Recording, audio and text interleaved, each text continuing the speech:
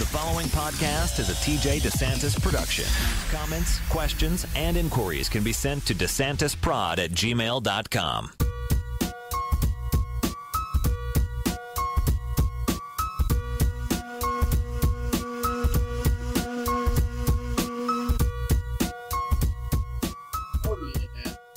We're back. Call me Al. Podcast number 2. We made it this far. The second one. They didn't shut us down yet. We're going to keep going. We're going to be talking about UFC Atlantic City. I just got back late last night. Atlantic City is a dump. You're going hard already, Al. Come on, man. Let's try to win over some New Jersey fans. There's no one from Atlantic City, though. I don't think. That's true. You know, they know that it is. I think people from New Jersey are probably like, you're right. I wish Atlantic City was a different state. Maybe it is. It's like a state of mind. It really is just a totally different world. It's like, man, the people there are just, I don't know. It's scary. It's scary. You've never heard someone say like, oh, I'm moving to Atlantic City. Yeah, I mean, I guess I didn't know people actually live in Atlantic City. To me, it's like they just all work there. Maybe everyone commutes. I don't know. I don't know. It's a weird place. But I tell you what, you know what? They're I feel like they're building on it. They're making Caesars. Maybe I just haven't been there in forever. But when I used to fight there, I felt like all the casinos were really run down. Caesars is nice. And it goes right into like Bally's, and there's almost like a country bar, Wild West. It's huge. It's open. They were having like formals for colleges. Wow. It was that little area right there was pretty cool. And then once you get away from there, it was like back at the old the Tropicana is kind of they're just old. It's just old. It needs to be renovated It's weird to me. Sorry to cut you off. Like Atlantic City, though, to me is kind of like old Vegas, like downtown Vegas, except it's not cool. Like downtown Vegas has like this cool like heritage history vibe, and Atlantic City's like, oh, we're from the Eastern Seaboard, and we didn't want to spend the money to go to Vegas.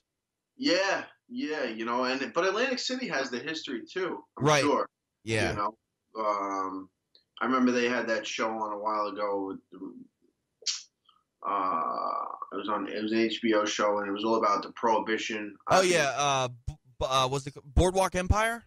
Boardwalk Empire. Yeah. So Atlantic City's got the history. It's just, I don't know. There's nothing. It's all history now. It's right. But it's always fun because I fought my first, I don't know, like 10 fights in Atlantic. I don't know, somewhere about there. Is that Ring of Combat? Ring of Combat, yeah. So the first, that was like my getting started in the pro scene right there, and same thing with Weidman, and we were talking about it, just how cool it is to go back there and bring, like when at that point in my life, I was Costa Phillip, who was in the UFC, mm-hmm. and he was bringing me to his UFC fights, so I was fighting in the amateurs, but going to his fights and helping him. You bring somebody to help you. You got to find when you're fighting in the UFC, you got to find somebody that really has nothing going on, but fighting. So at that point, I really didn't have a job. I didn't have, I was kind of going to school, but I didn't really give a shit about school. Right. So when he asked me, he was like, "You want to come to the UFC with me this week? It's Tuesday. You get there Tuesday, and then you stay through Saturday." I was like, yeah. To me, that was like, I'm in heaven. I get to go like see these, like all the guys that I watch on TV. It's like my first introduction to what the UFC is all about. I get to see how they, fight week goes, signing the posters, the whole thing. Right. So it's fun to now be going back there to the place where, me and Chris and Volante, Aljamain Sterling, where we started our pro career. And now we're bringing the guys that are going to be fighting in the Ring of Combat, the guys that are kind of in between jobs, the guys that are, really all in on fighting. Mm-hmm. They just want to fight, and It's funny how it kind of just it all comes around, and now we're the guys bringing people in. You could see the excitement on their face. And last night I got a text like, "Oh, you don't know how much it means." One of our fighters, Dennis Bazooka, he was like, you don't know how much it means for me to come to the and see everything. I'm like, dude, I know exactly what it means. I was right there with you. We have guys that are, it's they just remind us of ourselves, and we just see it. It's really cool to see, and that was a big thing this weekend. This weekend was, we had 3 guys that were supposed to fight. 2 guys ended up fighting. Sasaki Uka, his opponent didn't pass the medicals, or something was wrong with his back or something, so he ended up pulling out of the fight, and Uka was left with no opponent. Which I would have loved to see that guy fight. That guy in the gym he is out of his mind. He's laughing, he's throwing head kicks and spinning on the floor. And the night before he fights at 125. He's like 6 foot something. I don't even know. But the night before the fight, he was having like a pro wrestling match in the warm up room before the weigh-ins. Usually, guys have no energy, And this is a guy cutting from 150 to 125, and he's out there laughing. He's running across the mat and doing jumping double leg takedowns to one of our guys, that's warming him up, James Gonzalez.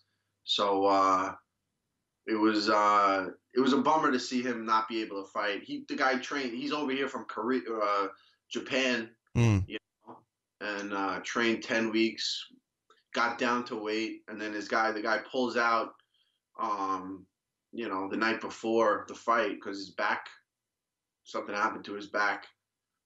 I mean, if you make it to fight week, you gotta fight. Like, you can't pull out from Tuesday to Saturday.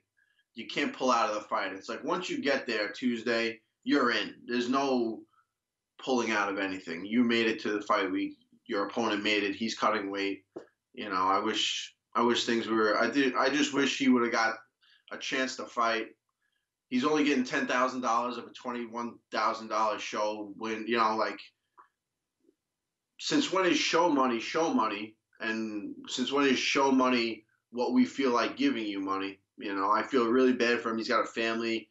He's basically made $1,000 a week to train, for a fight that never happened.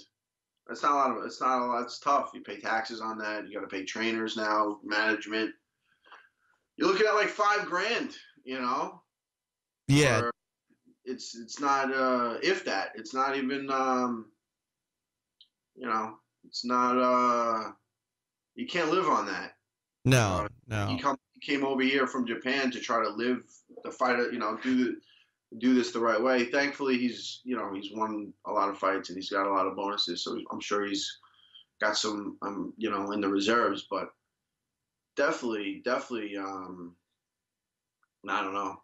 But hey, let me ask you this, because this is the same sort of thing that happened to Leslie Smith this week. She was supposed to fight Aspen Ladd. Aspen failed to make weight. Leslie decided with her camp that she wasn't going to take the fight. We can talk about subsequently what happened to Leslie after that if you want. But first off, when your opponent doesn't make weight, do you feel that there's an obligation to the fighter that was professional to fight? Like if your opponent fails to make weight, but you're on point, it seems like there's a bad taste in some people's mouths for Leslie's decision to not fight. Do you feel that that's unfair to her? Basically going, you know what? I don't want to fight someone who failed to make the contracted weight. It's definitely how much over they were definitely comes into consideration. When I first heard that Leslie wasn't taking the fight on a pound, it was like, I guess a pound, say 2 pounds. She was 2 pounds overweight, and I heard Leslie was not taking the fight. I was kind of like, I don't know. That's not really like a great look, to be turning down a fight on 2 pounds. And then they said, I heard that they were offering more money and stuff. I mean, money, really, there's a price for everything. So if you can make enough money to where, 2 pounds, it's really such a tough thing. But then I heard everything that went in behind the scenes and how they offered her.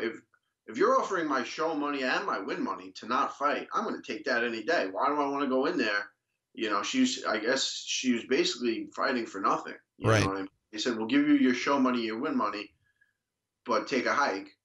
And now there's Uka Sasaki, his guy, and he only gets $10,000. So I think there needs to be there needs to be some uniformity to where it's like a free for all. It really is like there needs to be just.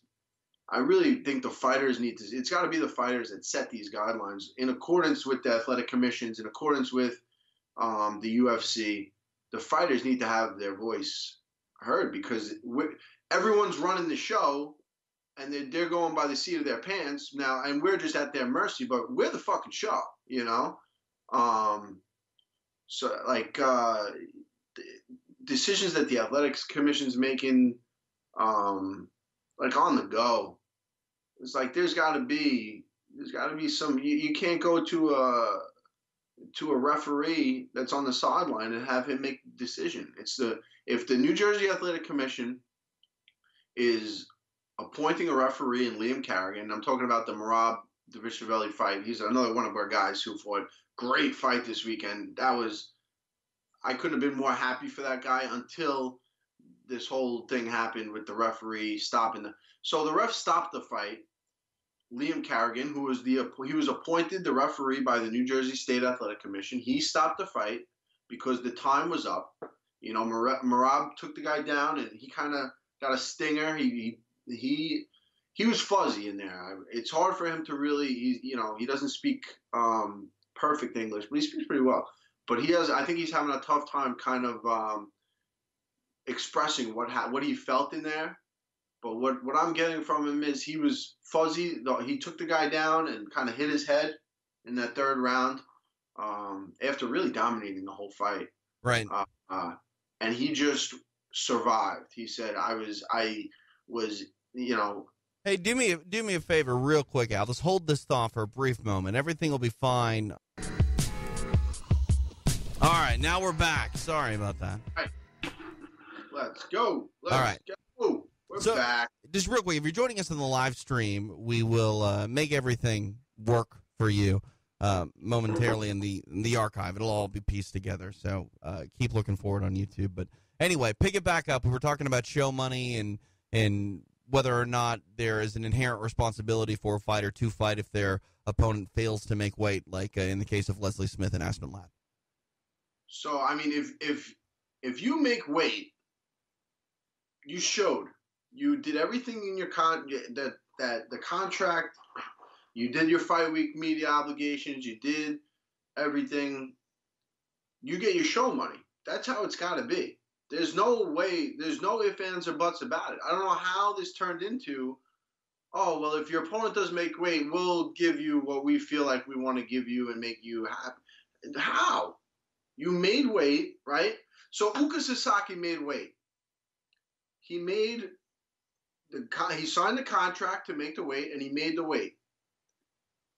The UFC sold their tickets. They made their money. Their money's made, because his opponent dropped out. They're still making it. The money's got to trickle down to the guy. And it's the other guy doesn't make money. Forget the other guy. His back hurts. He's fucking gone. Forget about him. He pulled out last minute. That's it. He's gone. That's your decision. Do you want to fight? You made it to fight week. Do you want to fight or not? And Uka should get at least his show money. There's no way around it. In the case of Leslie Smith, it was a little different.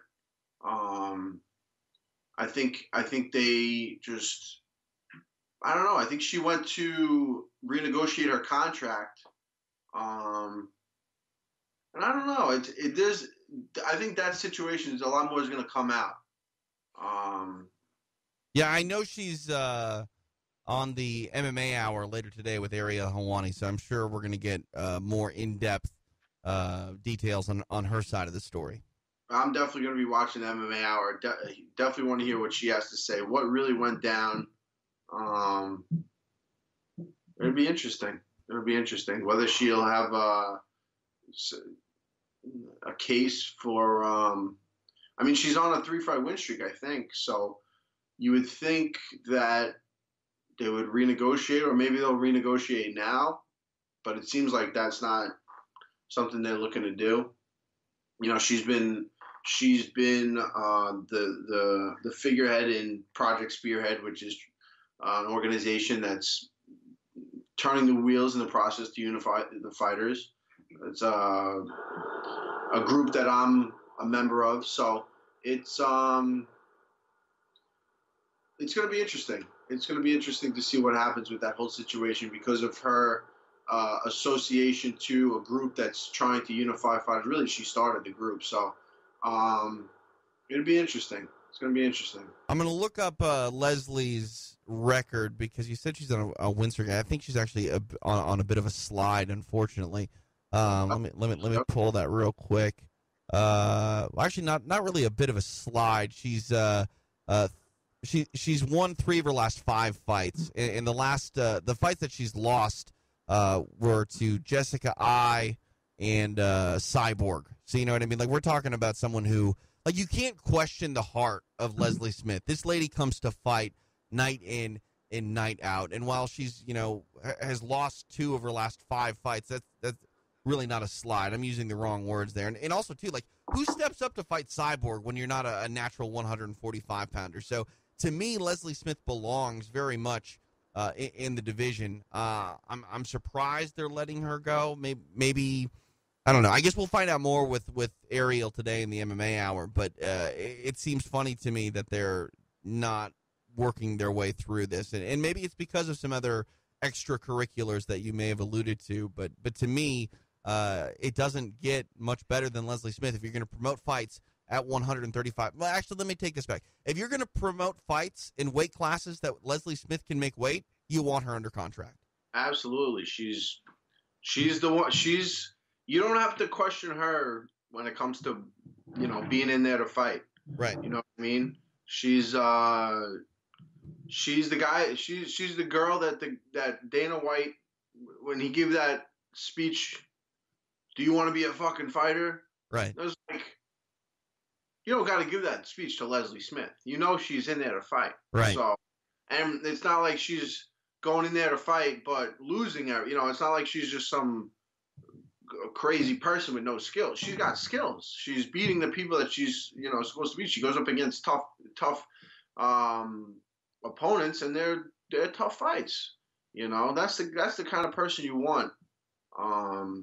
And who knows? Maybe they allow her to go test the free agency market, and she gets an offer from, you know, either Invicta or Bellator, and then she goes back to the UFC, and maybe the door's still open. I don't know how firmly it was closed. I mean, this is business, right? Sometimes there's posturing involved. Yeah. I mean, I looked at it I had so much going on this weekend that I looked at it very, very briefly from what was put on social media. As far as her not taking the fight, her taking the fight, her really turning down. I saw extra money being thrown around, but now she's saying they didn't offer her extra money.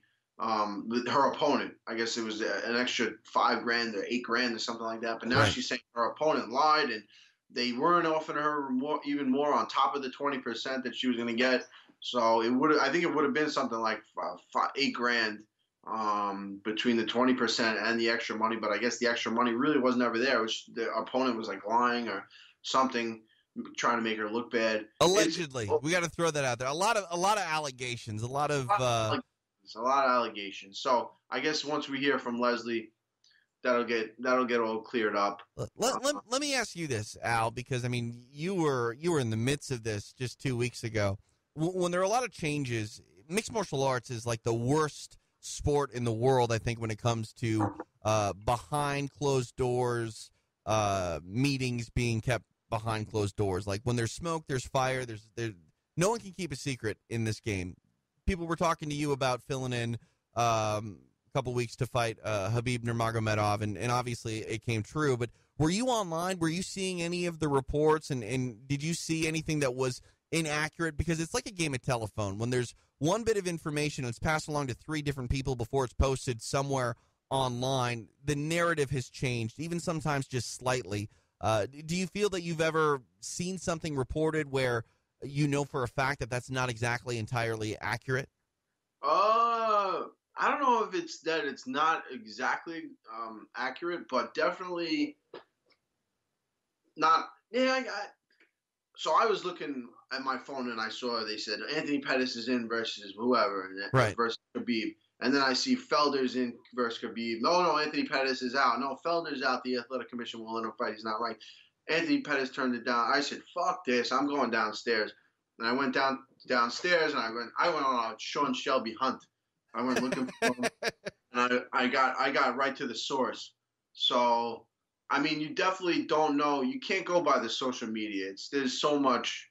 There's the people that are doing it for the right reasons, and then there's people that are just putting something out there and hoping that they're probably hoping that it's right, But if not, they don't care because they're kind of getting their headline or whatever it is. They're going to be the first ones to kind of break news. Right. So if they hear a little whisper of some news, they'll put it out there. But it's kind of fight week is kind of like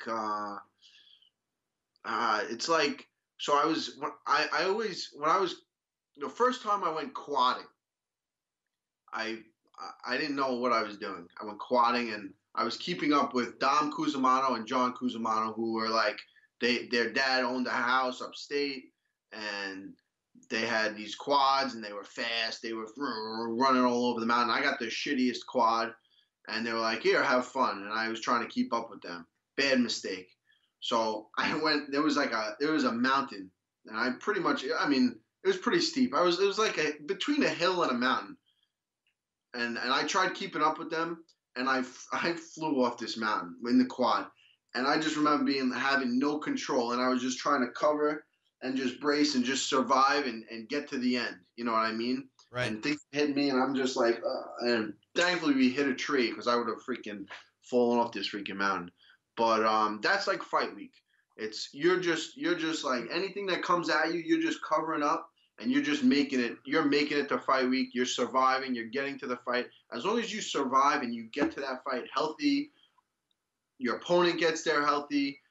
All the shit that goes on, it doesn't matter. You survived. You made it to the fight healthy, and that's really what it's like. There was so much craziness going on. And I'm sure for these guys too, in Atlantic City, like, Leslie Smith, she wanted to fight. You know what I mean? Right. She just wanted to. She was covering up from all angles, and it just wouldn't work out for her because at the end of the day, they said they were going to give her her show money and her win money. They were, basically just telling her to get away. Right. Go. So I don't know. That's one thing too. I know Leslie personally. Obviously, you've had interactions with her as well. She's not the type of person to go, "Oh, you're going to give me all my money and I don't have to fight? Perfect. Let's just do that." She's not looking for a free payday. She's very much a fighter and a warrior and wants to go out there and do work. She wants to work for her money. And I think some people are sort of going, "Oh, look, she got her money, so she should just go away now." But that's not the type of person that Leslie Smith is. Let's not forget. Remember her ear exploded on national television. This lady's a fighter. But I would knock her if they're going to pay me my show money and win money to not fight. Right. There's nothing. Why not? Right. Dude, of course. Why am I going to go in there and risk hurting myself? It doesn't look like there's much to gain, especially fighting a person who didn't make weight. Like you missed weight. What's right. You like I'm gonna go in there so you make your money. Right. It's like she's helping the other girl out. Yep. And the other girl's a tough fighter. You know what I mean? She comes in 2 pounds heavy. And she's undefeated. Aspen Ladd is undefeated. She's a real prospect at 135 pounds. If you're fighting her, yeah. So I don't blame her at all for taking the money and it's why let's say she goes in there and gets hurt. Why? For what? They were going to get the same amount of money anyway. Now you got to sit on the sideline. You got to have surgery maybe. You have to sit out. Who knows what you got to do. Anything can happen in that cage. So I think she did the right thing. She took the money. She wanted to renegotiate a contract. Now, how the negotiations went, that says a lot. You know, what she was asking for. Was she just asking for a new deal on the same pay scale, or was she asking for? Did she price herself out of it? That's to be seen. I think that's a lot of. How did those negotiations go? Was there even negotiating, or did she ask for the conversation and was she shut down? You know what I mean? So that's it's going to be interesting. It's going to be interesting to see how that all plays out. No doubt about it. By the way, I think I need to apologize. My microphone was not working exactly the way I wanted to. Hopefully it's fixed now. But looking at Leslie and this whole situation, you had talked about how when you were kind of going through it and there were being reports thrown around that you just, went downstairs and you went on a, quote, Sean Shelby hunt. I don't want to use the word real sports because I don't think that is correct. I think this is truly, like the UFC tagline, as real as it gets. But more often than not, athletes rely on their managers to go on that hunt and go do things like that. First off, like, what's your situation? Do you have an active manager that comes to, like, fight week with you, or are you pretty much a guy who speaks for themselves? No, I'm with Martin Advisory Group, Dave Martin, Randall Ellman. These guys are the best. They're the best in the business. They get the fights that I need to get. They get me the money that I need to get. But if you're right there, there's nothing like that personal interaction to get it going. Hold on, time. Get over here. Uh-oh. What's happening? This guy just woke up. He got back late last night from Atlantic City, New Jersey. Get in. There we go. Look at that. The Master is in the house. All right. Hey, I didn't know we were going to get a shirtless Aljamain Sterling. Like, we should be charging right now. This is pay-per-view. He came downstairs out of nowhere. My eyes are so swollen. Oh, what'd you do last night, man? Ate food. Did you go? You went to the Harris pool party? We went for the day party and drank there. It was actually free, which is actually way better. What? Way better. My face is so swollen. So we were gonna stay in Atlantic City, but I had dinner. I had a dinner that I was supposed to go to last night, and then the 6-hour car ride home, we ended up missing the dinner anyway. So we should have stayed and partied at the pool party. But how you feeling, man? How's that ankle? Swollen. 6 hours. God, you guys hit traffic. Yeah, it's brutal. Definitely got to get an X-ray, but this happens pretty much every single fight. He's playing with his foot right now. It looks like a balloon. It looks like the Nutty Professor foot. That's insane. It's all black and blue already. But Aljo, what did you think about? We'll get to your fight for sure. But Merab. First, have you talked to him since? Have you talked to him yesterday? Did you see him at all in the hotel or anything? How's he feeling? I didn't see him last night before I left, but I will say my take is this. I've seen a fight where, on TV, this fight was televised, where the girl was winning the fight. She ended up getting caught in a submission the same exact way, and she got put to sleep. Literally, legs stiff, eyes glazed over. They were waking her up. She wasn't coming to. She was like slapping her in the face. She wasn't getting up. And then they woke her up when she finally got up. She's stumbling up to her feet. They picked her up, and then she was declared the winner. But the girl was completely out before the fight, before the bell rang. She was out while the bell rang. She was clearly out. Clearly out. Yeah. Well, you have Merab, who's showing signs of life. He's moving, doing everything that he can. He just took a shot, and he caught a stinger in his neck. And I've had that happen where I could not move my arms whatsoever, and that's pretty much exactly what he said it felt like. So he did one of those, and how could you fight a submission with a pinched nerve in your neck and not tap? That's the crazy part about it. And you're trying to take away him doing all he could to survive and stay in the fight that he dominated. He fought his ass off, put his heart on the line every single time he steps in the cage, and you take away the fight while the guy is still conscious. Feet are moving because that's all he could move. He couldn't move his arms at the time. So how do you rule that a TKO when the guy's still there and they try to say he was out? He wasn't out. We were all in the background watching. It was like, yes, he survived. He made it to the end of the bell. And Yeah, it was. I don't know, man. That's the second fight in a row where he just got screwed. I don't get it. My whole thing with that is the ref stopped the fight because the time was up. He didn't stop the fight because he was unconscious. He stopped the fight because the time was up. Yes. And at that point, look, you're fuzzy. You're fighting a choke. You're fighting for your life. If the ref says, stop the fight, time's up, and you're half out of it. You're in it, you're out. He's relaxing. He's like, fuck, all right, I'm done. And then he tried to get up, and then they put him back down. The fight was over. He won. They should have went to the scorecards on that fight. The New Jersey Athletic Commission appointed Liam Carrigan to referee a fight. They didn't appoint Mark Goddard to referee that fight. They appointed Liam Carrigan. If the commissioner wanted to ref that fight, he should have been a ref and refed it himself. But he's a commissioner. He's on the side. The referee was Liam Carrigan. He's the one that makes the decision. He stopped the fight because the time was up. Merab did everything in his power possible to show that he remained conscious till the final bell, and he did. And once they stopped him, the ref stopped it. You can't say, oh, he was out after the bell, he was in, he was out. You don't know. He laid back, and of course you're gonna close your eyes. You're gonna, you're like, holy shit, I just survived that, thank God. And then he tried to get up. It's hard to see. For me, it pains me because I know how hard this guy works. He really is he enjoyed fight week so much. He enjoyed the whole fight. You could see him doing stuff that he did in training. He's spinning, he's jumping, he's kicking, he's throwing all this crazy shit. Uh-oh. Microphone. You're good. You're good. We got a caller if you want to take a phone call here in a minute.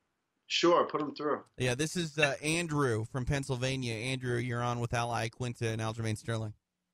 Hey, Al. The Raging Al's in the house. Andrew from Strasbourg. I was in the bar live watching you against Khabib. I got a few questions for you. One, how do you think a rematch between you and Kevin Lee would go? I'd smoke him.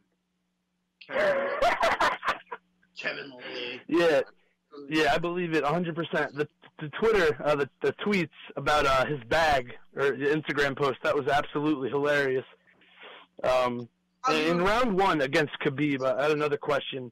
Against Kevin Lee the first time, when he shot for a single leg, it kind of looked like you countered that with a leg lock attempt. And against Khabib in the first round, I believe the first takedown that he landed, it looked like you tried attempting that technique again. Am I right? No, I actually didn't. That was a little bit different shot. He was lower on my leg. Yeah, no, it wasn't the same thing, but I did. That was a good. I was something I do all the time in training and stuff. And Kevin Lee grabbed my glove. Otherwise, I think I would have finished him with that. If you watch the video, he very clearly grabs the inside of my glove. Good work, Kevin Lee. You did good. You survived. If you're not cheating, you're not trying, I guess. But I'll give him credit.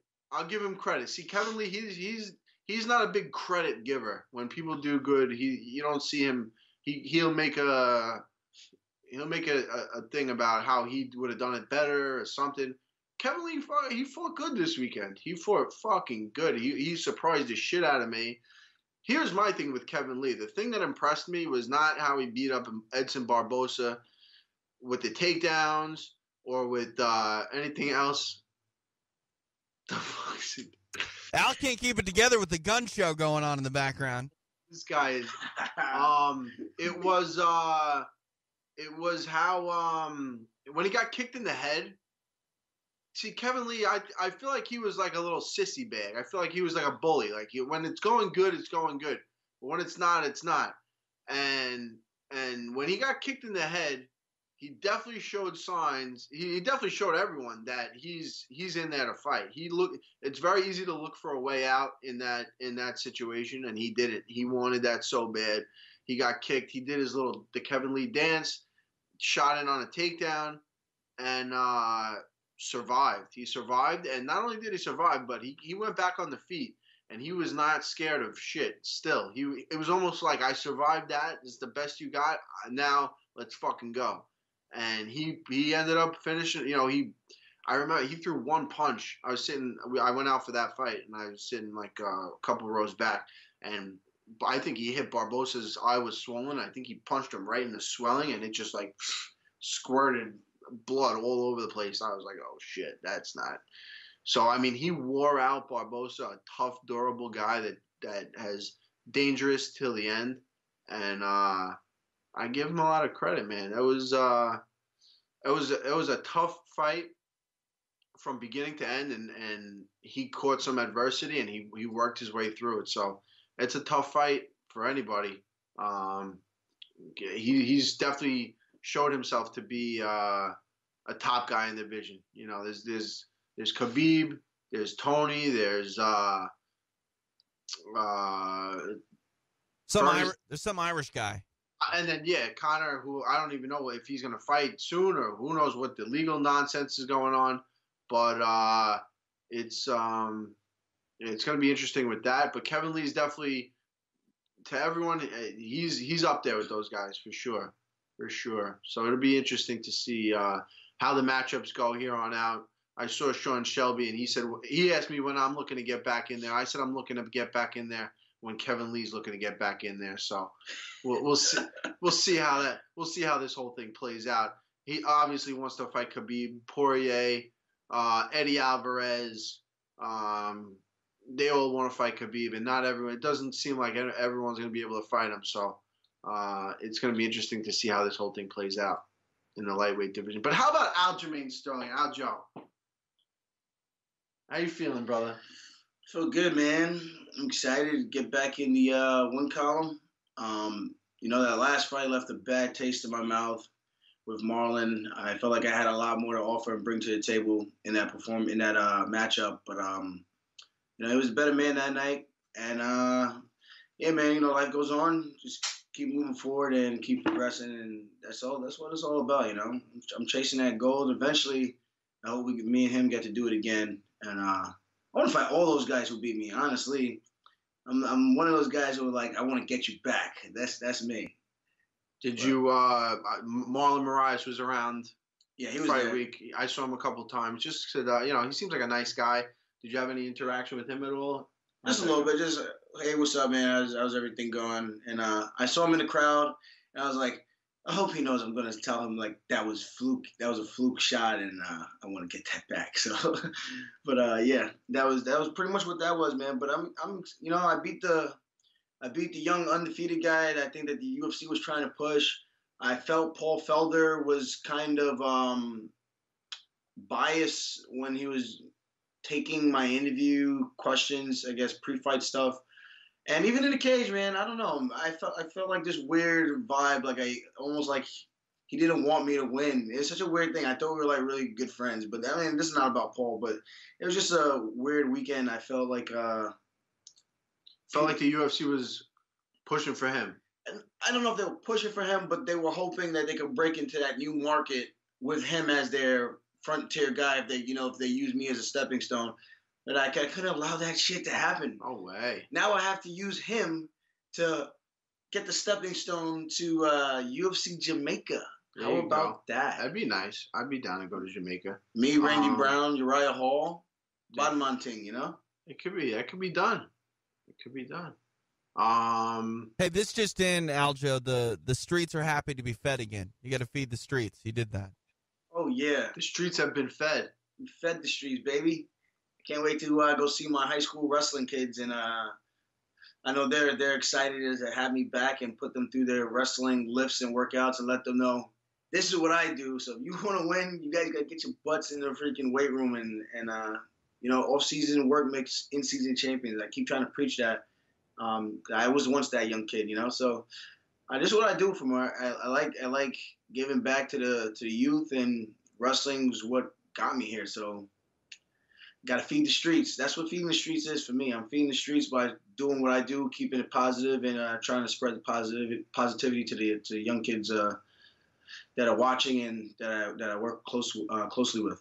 If anyone wants to call in real quick, it's a hard number to remember, but it is 909-941-3851. Again, 909-941-3851. Would love to get some more questions for you guys in. Yeah. Hey. Oh, let's go. Let's get some callers in here. Aljo, the post-fight speech, Dominic Cruz, was it? That surprised me. It might surprise a lot of people. Not the person who called out, just that it, there's no history there or anything. What's going on with the call out? Why Dominic Cruz? Why now? I looked at the top 10, and there's not a whole lot of names that are very intriguing fights. I lost to some of the top guys already. I want another crack at another top 5 guy. I think Dominic Cruz is the one. Everyone else is booked up. Cody's got the title fight. Sunsal's fighting Rob Font. Jimmy is fighting Marlon Moraes. Nobody gives a shit about John Dodson because he's the worst fighter.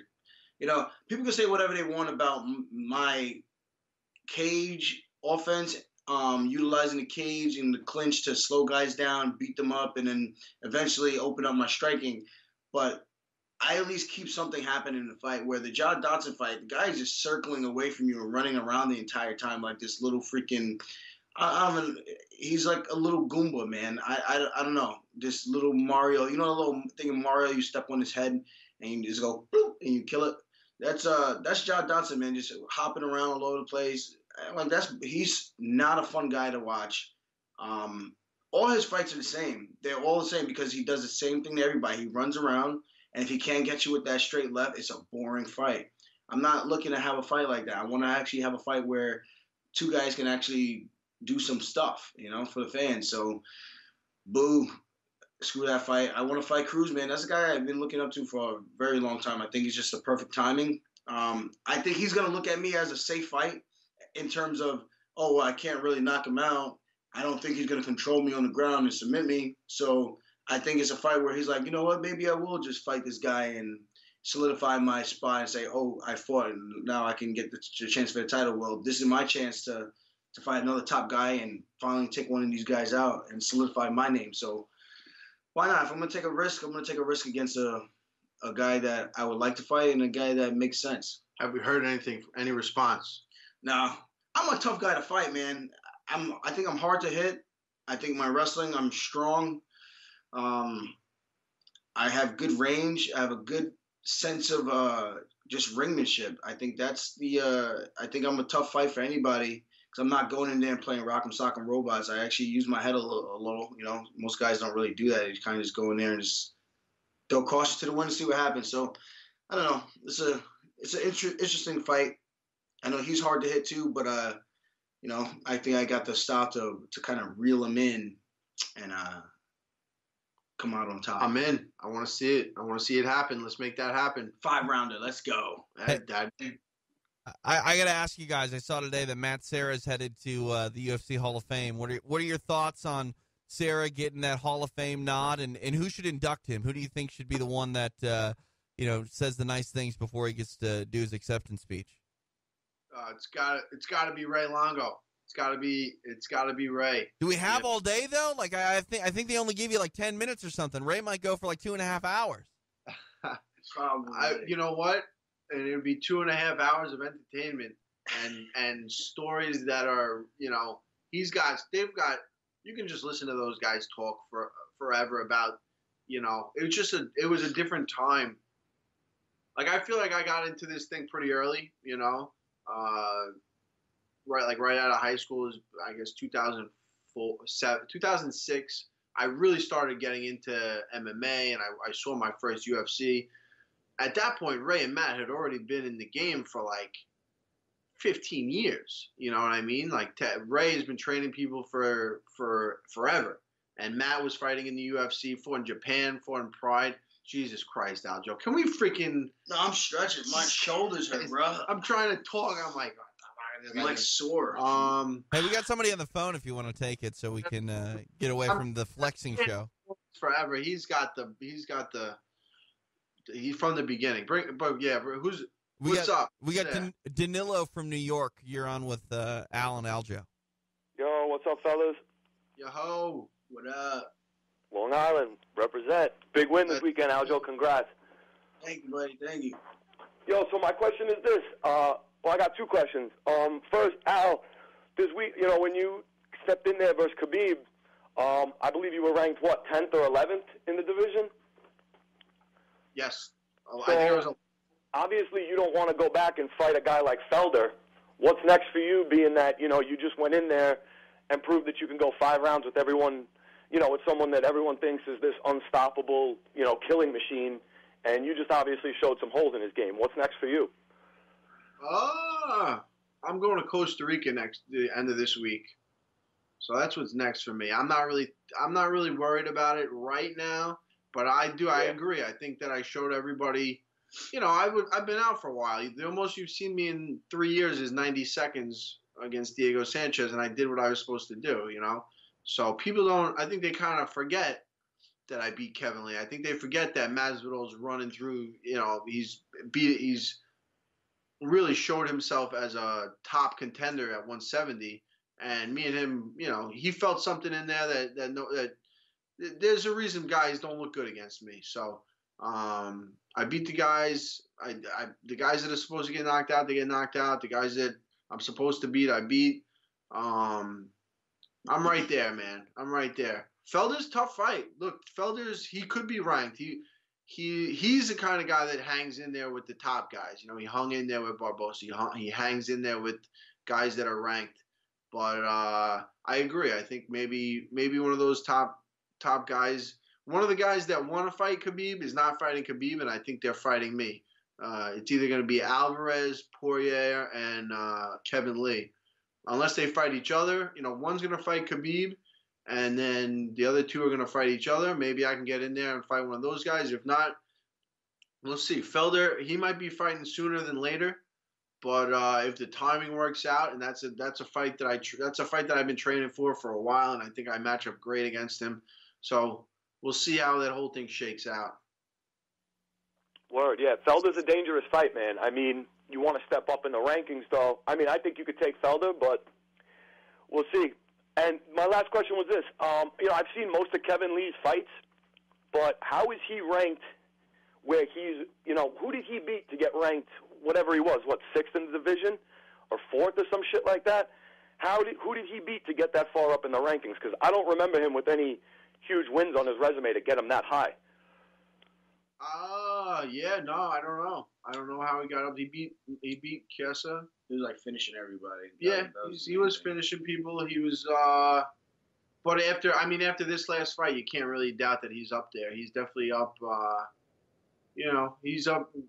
Khabib really laid out the blueprint of how to beat Barbosa, and I think Kevin Lee followed it to a T. What surprised me too was that Kevin Lee switched up to southpaw. He started the fight southpaw. He did everything throughout the fight. Basically, I think majority of the fight in a southpaw stance. And it's been shown that if Edson Barbosa can't kick your leg to start off the damage and get you thinking about, a lot of it is who gets off first. And Kevin Lee got off first in every facet of the fight. He was lefty. He was coming in, attacking with the punches, pushing Barbosa back. And I think Barbosa's, he's shown to kind of wither away in fights like that. And Kevin Lee, he put on an act and then he followed it up. He acted. He was looking across at him like, I'm going to bully you. And he went out there and he bullied him. And he made it happen. He made it happen. He followed his game plan, I think, 100% perfectly. Barbosa could have won that fight after that heel kick if he would have just let him up. He let him up, and Kevin Lee couldn't even stand. They would have called the fight, or he would have been able to just pick him apart on the feet. But he went down to try to grapple him, and he let Kevin Lee get his wits about him.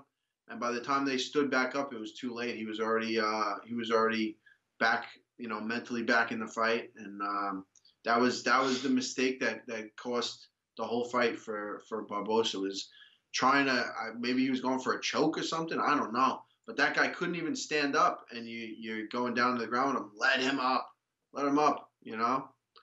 But it was Kevin Lee's tough, man. Kevin Lee's tough. He's putting in the work. He's he's bought into himself. He really thinks that the character he's portrayed, he's following through with it, and he's putting the work in, and he's making it happen. So he's tough, but I think that's a fight that I'm his daddy. No matter what, he can't. No matter what, I dropped him with a jab. No matter what happens, I got his number all day. It's a fight I would love to get back again. Hey, going back to what we were talking about with Kevin Lee fighting Southpaw, when you guys are training in camp, how often does Longo make you hit pads, standing, orthodox, and Southpaw? Is it something that you guys drill in training camp in case something like your front leg is kicked out and you have to change stances and fight a different way than you're used to or want to? Aljo's always switching stances. So he's always, me. I think there's a few things that I do from Southpaw, but not too much. But if it ever came to it, yeah, I mean, there's levels to, like code red. When you have no front leg, what are you gonna do? You go to Southpaw and you got a few things, just a few things that you work on. But it depends on the opponent. Depends on a number of things, Yeah. I like both. Aljo's lefty, righty, throwing kicks from everywhere. You have it's a whole different look with Aljo. Aljo's dynamic Aljo. Once I get that timing down with that head kick, man, it's gonna be fucking bad. You were right there, I think, man. Right there. There's but he was tricky. He had good defense. His hands were up. You went for the head kick one time, and I think he caught him on the hands. It was like stepping back a little bit. I was like, all right, he's not just running in, but you caught him Aljo caught him with a straight left hand. From Southpaw, was it? Yeah, it was from Southpaw. We drilled this. Aljo was making me throw the right hand at him, and he was going back and just boom, bang. Nice and straight left hand, and the crowd didn't even really react to it. The crowd didn't even, he hit him with such a clean, straight right. It was so quick. I knew what happened, like instantly. It hurt. He felt that a lot. But I don't think that it was so quick. And so a lot of times the shots that do the most damage are just the straight punches that are, there's no wind up. There's no big ooh, ah, wah. It was just boom. And it was something that he drilled the whole time. And when he hit that, I was like smiling. I got so happy. I was like, yeah, you doing this stuff, doing the stuff that you do in training. There's nothing like that. It's the best. Hey, we got someone on the line that I guess is a colleague of yours. Aaron, you're on with Iaquinta. Hey, this is Aaron with Iaquinta Realty. How you doing, man? Aaron, what's up? Not much, man. Congrats on the podcast. Just wanted to call and say hey. Thank you, man. Thank you. It's number 2. We made it to number 2. So that means this episode is the shit, right? What's that? I said if we make it to episode number 2, that means this episode is the shit. It's number 2. That's right, man. Number 2 is the shit. Oh, gotcha. Number 2. I see what you did there. I'm clever sometimes. I know. How's real estate been picking up since your fight? Real estate it's been picking up, but I went to Aljo's fight, so I've been giving a lot of the new stuff to people in my office. We've been, kind of working like that. I've been just pretty much maintaining the things that I have going on. I have a couple listings that are for sale, couple listings that are just hopefully one. Today's Monday. They should be signing the contract today. I actually got to call and make sure they're doing that. But yeah, we got some good stuff going on. It's looking good. And right now, I'm going away for a couple days. But when I get back, it's prime time selling season. We'll have a lot of listings coming up and a lot of sales to be made this spring. Spring is work time. You still there, Aaron? Yeah, I'm here, man. Can you hear me? I got you, man. What else? Okay, I said you'll be spinning heels and making deals all summer long. Spinning heels, making deals. What'd you think of the fights this weekend? Did you see? I thought it was awesome, man. He did great. I love the Dominic Cruz call out at the end. I think that'd be a great fight. Thank you. That's the one I want, man. Got to get it done. I think we got to make it happen. Yeah, I think that's a perfect fight. I think Aljo takes it. I think he flips him on his head, and then he flips the house. Flips him on his head and then flips the house. That's great. That's right. Did you see? You saw the post-fight speech. Aljo's talking, and there was an absolute brawl in the crowd. I was getting flashbacks to. I went to a fight in Atlantic City. People in Atlantic City just fight each other. It was yeah, I saw them allude to the fight, but I didn't see the fight on TV. Okay. All right. Yeah, there was like 4 fights in the stands, and one was while Aljo was on the mic. Distracted at all? No, I looked over. I was like, whoa, there's a fight going on in the crowd, and it looks intense. And then I found out that it was actually my girlfriend's family. Oh no! She was they were sitting next to the Welsh fans. So I think they were sitting next to like Brett's family or something like that, or his friends that flew over or that were in the States. And then I don't know how. I guess the UFC put them together by accident, or maybe they just ended up sitting there. And they said they were just chirping them the entire fight. Then one of the guys, after like the decision was about to be announced, they were taking their flags and like putting it in my guy's face. And then one of my guys was like, "All right, bro." And then I forgot like who threw the first punch, but the first punch was thrown. And after that, it was just a freaking melee. And I was like, bro, I don't know. It was crazy. But I seen some clean haymakers. I even said in an interview, I was like, I think they might get the finish better than I was trying to do it. But it was pretty funny, man. Well, not funny that they were fighting, but it was intense. And it was funny that it was Welsh versus the Americans. That was insane. Somebody has to have footage of that somewhere on their phone. Oh yeah. There's a bunch. There's a couple of good ones on the internet. There's one on YouTube called UFC Fans Did It Better. And you can like see these guys. I'm like, yo, that's really my guys. They like have my shirts on and everything. Like this is crazy.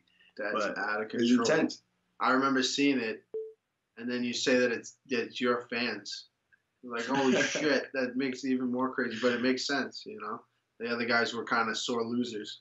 Oh yeah, one of the guys they said one of my guys, he's like 6'4", 6'6" or something like that.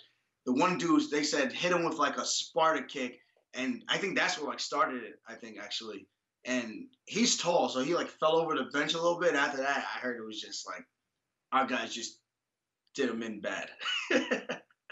I saw the footage looked like they looked like we went 2-0 on the night. I'm just gonna say. It's amazing when there's a fight in the cage.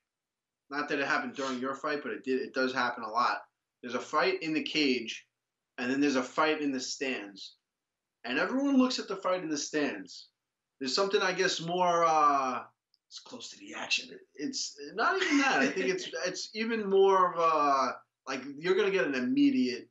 Someone's either getting knocked out, they're gonna get thrown down the bleachers, or the security's going to stop it. You know, you got like 20 seconds of intensity before they break it up. Yeah. In most cases, I guess if it's a fight that's kind of lacking in action, people they look at the fight and, you know, all right, there's 4 minutes and 30 seconds left in the round, but those guys are going fucking crazy and beating the shit out of each other. They know they got 10 seconds left, so they put it all out there. It's a funny dynamic to see, the fight in the cage versus the fight in the crowd. Why are people? There's a fight right there. Just watch the fight. But I mean, it comes down to this. I think like one is like violence, like street violence, like someone's getting arrested. So no matter what, if it was like someone was trying to start a fire, people would start looking at the arsonist in the crowd as well. It's not really apples and apples. It's apples and oranges. You know what I'm saying? Yeah, no, for sure. But it's just two. They're both fights, but two different type of fights, and you know, I guess one there's no referee to break it up, so it's a little more real. Right, and the referee that is tasked to break it up is usually a fat, out of shape guy that is wearing a shirt that says security. And it took when they took it felt like forever. I was on the mic for a long time, and those guys, they were just brawling the entire time. So it took a little while for security to get all the way up there, but I'll tell you what, it was entertaining. It was an entertaining night. Atlantic City always is a little different. Atlantic City is always fun. Hey, Aljo, were they wearing a different shirt, or were they all wearing your fight kit, your crew there in the crowd? They were wearing my Funk Master shirts, not the Fight Kit shirts. Where do we get those shirts at? You can go to my website, but I'm actually all out, man. I'm going to re-up tomorrow and restock everything. They can still order them though, right? I think they can still order them. Put in your order. Right. What's the website? Tell them. AljamainSterling.com. You got to clothe the streets as well. Not only just feed them, you got to clothe them. Well, I got like a small clothing line. I'm trying to make it into like a surfer, Caribbean, island kind of lifestyle kind of thing, whereas like an MMA blend. It's like this is pretty much what I do, you know. So it just makes sense. I'm hoping I can really put some money behind it and turn it into something cool. But yeah, Island Boy is the name. I think it's cool already. I think it's got a good vibe to it. It really is just like it's Aljo. If you see it, you're like, it's Aljo's clothing line. It makes sense. It's perfect. You know, it's like it's him. So I think I love wearing it. I think everyone else will too. I don't see why not. I think it looks good, man. That's one thing I miss, the walkout shirts, the custom-made walkout shirts, because it provides a real look into who the fighters are. It's all about personality. Like, when I could not imagine Chuck Liddell not wearing his blue and you know, iced Iceman shorts. You know what I mean? There's a little bit something lost there. No, I agree. I agree 100%. And you know, hopefully the Reebok, they'll do a little bit more personalization. You know what I mean? I think that's what they're coming out with. Like the stoner kid, what's his name? O'Malley. O'Malley's got his own shirt. Right. It looks pretty cool. He's like this. He's got like the tie dye. You know, it's like him. You know, that's his shirt. It looks good. That's you know, for all the, I'm not really like a big stoner guy, like whatever, but I think it's cool. I like it. I think the whole Reebok thing is still in its infancy. I think they're still trying to figure it all out. And if you want to go back and listen to Joe Lauzon talk about it in the past, they say that they're always like 1 or 2 years ahead of everything. So I don't think we've actually seen the somewhere in the middle be met between the fighters and Reebok when it comes to the actual kits and personalization yet. Well, they better get to it. 2 or 3 years behind. That's people's career. So Yeah. they better fucking pick it up, because it's some bullshit for the guys that are on their way out. You know. But yeah, no, I think they're gonna step their game up. They've been doing better with it. I think. At least they're not. Do you remember when they did? What was it? Gimblert, Melendez. They couldn't. It was like they didn't even know what the hell was going on. At least that phase is past. You know what I mean? They were getting guys' names wrong, and it was like they almost didn't even get. They didn't even care about the sport. You know what I mean? They were just making clothes for it. But now it seems like, you know, Reebok, they're at the events. Now they have like their crew. They're watching the fights. They're getting to know the fighters. You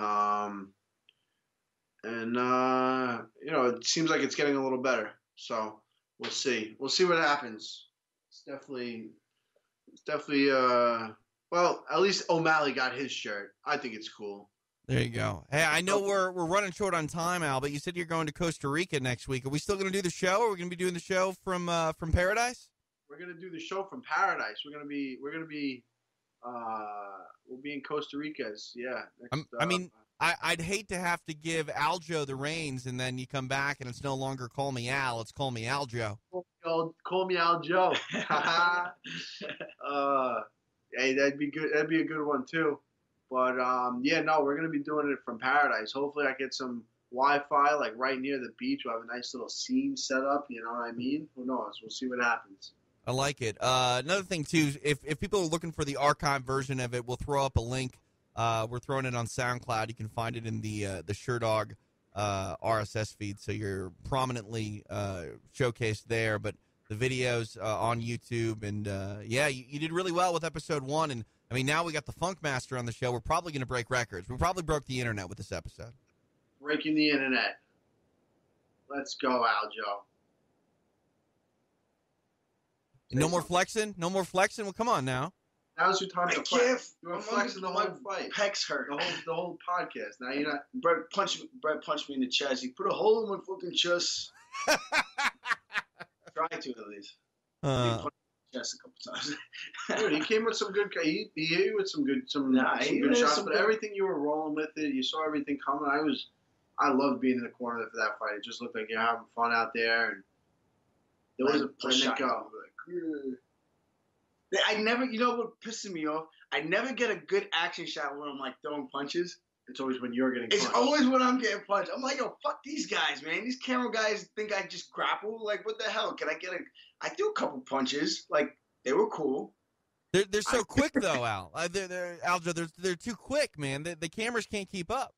Honestly, I was really thinking that. I was like, why does this always happen? Do they just never know when I'm going to throw a punch, or I just throw it too fast and I just move? You got to throw like one haymaker for the cameras. Don't try to land it. Just be like load up, like. You know, I always look like an idiot when they take pictures of me too. I got like my. You got good shots though, bro. Yeah, I don't know about that. Brett looks like I want one like look tough. Where I'm like. You know, like look, eyes open. Yeah, right. I always got like one eye squinting. I'm like, I look like someone walking around a casino in Atlantic City. We care about this stuff, but yeah, I don't know. Maybe not. I got to fight again because I didn't get a good shot. The last one was just me with my eyes swollen shut. It's all about those photos.